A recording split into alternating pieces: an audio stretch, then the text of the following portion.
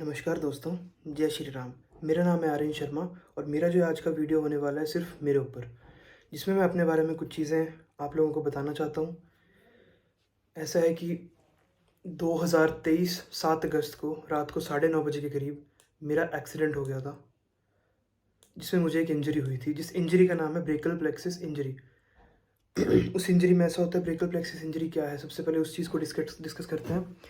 Brachial plexus injury जो है वो होती है, ग्रुप ऑफ नर्व होती है यहाँ पे, जो स्पाइनल कॉर्ड से कनेक्टेड होती है, जिसका एक काम होता है कि वो आपकी जो एल्बो और शोल्डर्स, जितनी भी बाजू की जितनी मूवमेंट है, उसको सिग्नल्स भेजने का काम होता है उसका। वो उसको सिग्नल्स भेजती है जिससे वो मूव कर पाती है। जैसे यहाँ पे मेरे, ये बिल्कुल ठीक एरिया है मेरा, यहाँ पे नर्व्स होंगी, ग्रुप ऑफ नर्व होगा जो स्पाइनल कॉर्ड से ब्रेन में कनेक्ट होता है और ब्रेन से वो सिग्नल भेजता है। जैसे मैं अपनी बाजू ऐसे हम हिलाते हैं अपनी बाजू को, तो वो सिग्नल वो भेजता है हमें। वो हर जगह वो ग्रुप ऑफ नर्व होता है। Brachial plexus nerve actually spinal cord पे होता है, वो ऊपर स्पाइनल कॉर्ड वाली साइड में होता है। तो ऐसा हुआ था कि जब मेरा एक्सीडेंट हुआ था, मैं एक्टिवा पे था, मेरे को पीछे से किसी ने ब्रूटली हिट किया था। जब मैं हिटेड हुआ था या मेरे को किसी ने हिट किया था, तब उस टाइम पे मैं जब नीचे गिरा था तो मैंने हेलमेट पहना, आई वॉज़ वेयरिंग हेलमेट, तो मैंने हेलमेट पहना हुआ था।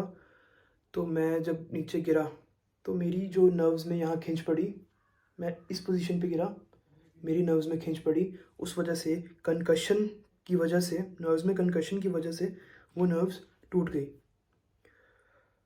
मुझे रात को हॉस्पिटल लेके जाया गया, हॉस्पिटल लेकर गए, एम्बुलेंस से पीजीआई लेकर गए। उस टाइम पे इतना जज नहीं कर पाए डॉक्टर्स वगैरह की कोई इंजरी, शायद इतनी मेजर इंजरी हो गई है। इन दैट केस उसके 10 to 15 डेज़ तक मैं अपनी बाजू को मूव नहीं कर पा रहा था। मैं भी ये सोच रहा था कि शायद चल जाएगी, इंजरी की वजह से नहीं चल पा रही होगी। But there was no fracture, fracture कोई भी नहीं होता, there was no fracture, fracture नहीं था, वो नर्व्स में प्रॉब्लम थी। क्योंकि जो मेरा ये केस है, ये जाता है प्लास्टिक सर्जन्स और न्यूरो सर्जन्स के पास जाता है। न्यूरोलॉजिस्ट कोई होगा या फिर कोई प्लास्टिक सर्जन डॉक्टर होगा, उसके पास ये केस जाएगा। दूसरे डॉक्टर्स शायद डिस्कस कर सकते हैं, कंसल्ट कर सकते हैं, बट एक्चुअल में ये क्या है इतना नहीं बता पाते। तो उसके 10 to 15 डेज़ के बाद मैं एक न्यूरो सर्जन के पास गया था, जो न्यूरोलॉजिस्ट था और न्यूरो सर्जन भी था। उसके पास गया था तो उसने मेरे को बताया कि आपको ब्रेकियल प्लेक्सिस इंजरी हो गई है।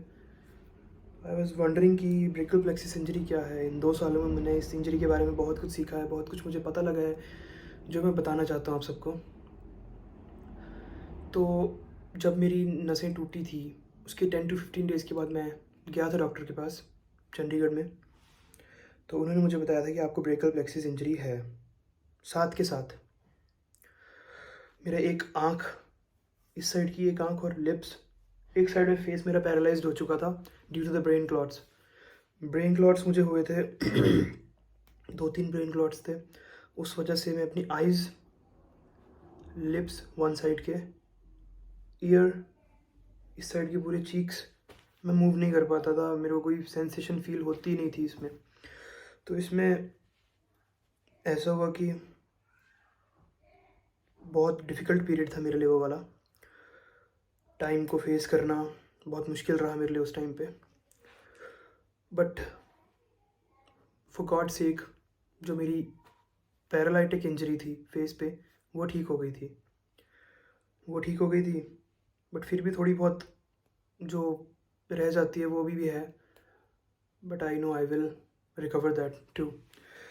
तो अभी हम बात कर रहे थे बाजू के बारे में। तो बाजू का उन्होंने ऐसा बताया कि नर्व्स वगैरह टूट गई हैं। कुछ नर्व्स होती हैं, नर्व्स के नेम्स मुझे इतने अच्छे से पता नहीं है, but C7, C5, C6, C4 ऐसे करके नर्व्स को आइडेंटिफिकेशंस मिलती हैं। तो उस वजह से ये हुआ था कि मेरी जो C6 और C7 नर्व थी वो पूरी डैमेज हो चुकी थी।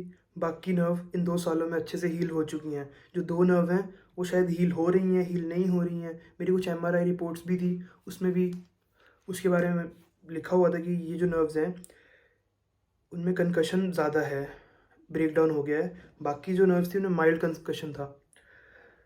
तो जब एक्सीडेंट हुआ था तब मैं जिम से आ रहा था। तो फिर उसके बाद जब इंजरी हुई, आज इंजरी को 2 साल हो गए हैं, 2 साल हो चले पूरे, 2 हो जाएँगे, अगस्त में हो जाएँगे 2025 में। वैसे पेन वगैरह जो होती थी वो तो बहुत ज़्यादा होती थी, तो मेरा यही मेन मोटिव है कि टू मोटिवेट अदर्स।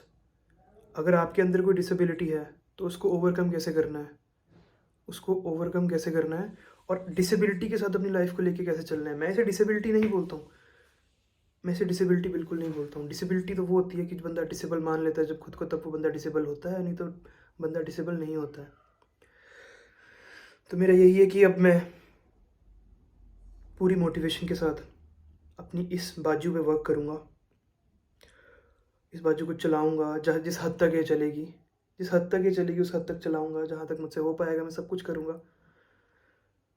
तो इन्हीं सब चीज़ों को मैं एक यूट्यूब जर्नी, एक यूट्यूब वीडियोज़ के थ्रू अपनी जर्नी को कैप्चर करके सभी तक पहुँचाना चाहता हूँ, कि जो लोग अपने आप को ये समझते हैं कि हम कुछ नहीं कर पाएँगे, वो लोग मोटिवेट हों। तो इस वीडियो को मैं यहीं पे ख़त्म करता हूँ और अपनी जितनी भी जर्नी है डेली व्लॉगिंग के थ्रू आप सब तक पहुँचाऊँगा। And I hope guys you support me,